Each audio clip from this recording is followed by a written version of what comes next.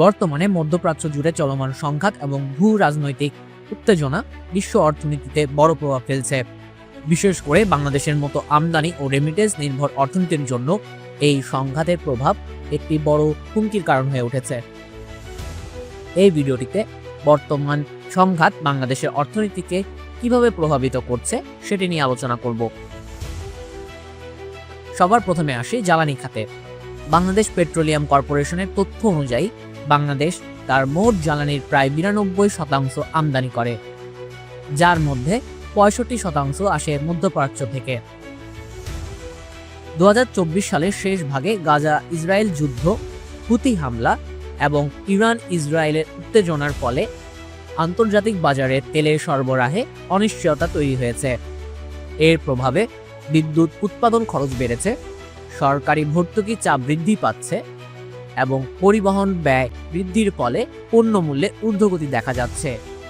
ফলে তেলের বাজারে অস্থিরতার সৃষ্টি হয়েছে। এছাড়াও রেমিটেন্স প্রভাবিত হয়েছে।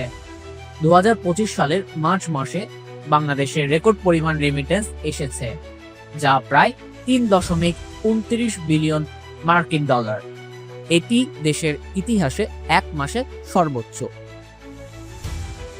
তবে বাংলাদেশ ব্যাংকের তথ্য অনুযায়ী জুন মাসের প্রথম 14 দিনে রেমিটেন্স প্রবাহ 30% হ্রাস পেয়েছে। মধ্যপ্রাচ্যের রাজনৈতিক অনিশ্চয়তা দীর্ঘায়িত হলে শ্রমবাজারে নেতিবাচক প্রভাব পড়তে পারে বলে আশঙ্কাও করা হচ্ছে। এছাড়াও বাংলাদেশের রিজার্ভ বর্তমানে IMF পদ্ধতিতে প্রায় 21 বিলিয়ন মার্কিন ডলার, আর মোট হিসাবে 25.5 বিলিয়নের আশেপাশে অবস্থান করছে। ডলারের বিপরীতে টাকার মান 119.75 থেকে 122 টাকার মধ্যে ঘোরাফেরা করছে। মে 2025-এ মুদ্রাস্ফীতি 9.05% ছাড়িয়ে গেছে। এটি প্রমাণ করে যে মুদ্রার অবমূল্যায়ন ও আমদানি ব্যয় বৃদ্ধির ফলে দেশের অভ্যন্তরীণ বাজারে মূল্যস্ফীতির চাপে রয়েছে রপ্তানি ও বিনিয়োগ পরিবেশও। রেডিমেড গার্মেন্টস বাংলাদেশের প্রধান রপ্তানি খাত। মধ্যপ্রাচ্য এর বাজার রয়েছে, বিশেষ করে সৌদি আরব, সংযুক্ত আরব আমিরাত ও কাতারে। যদিও সুনির্দিষ্ট রপ্তানি হ্রাসের পরিসংখ্যান এখনো প্রকাশ হয়নি। যুদ্ধজনিত অনিশ্চয়তার পণ্য পরিবহন ও ক্রয়াদেশে নেতিবাচক প্রভাব ফেলেছে। অন্যদিকে বিদেশি বিনিয়োগকারীরা ঝুঁকিপূর্ণ অঞ্চলে বিনিয়োগে সতর্কতা অবলম্বন করছেন। এর ফলে 2025 অর্থ বছরে FDI প্রবাহে হ্রাস লক্ষ্য করা গেছে।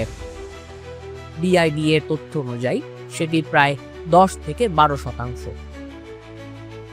পরিশেষে মধ্যপ্রাচ্য জুড়ে সংঘাত ও রাজনৈতিক অনিশ্চয়তা আপাতদৃষ্টিতে একটি দূরের ঘটনা মনে হলেও বাংলাদেশের অর্থনৈতিক অবস্থা ঝুঁকিতে ফেলেছে। বিশেষজ্ঞদের মতে এখনই তথ্য নির্ভর পরিকল্পনা, বহুমুখীকরণ কৌশল এবং ভবিষ্যৎমুখী অর্থনৈতিক রূপান্তর প্রয়োজন।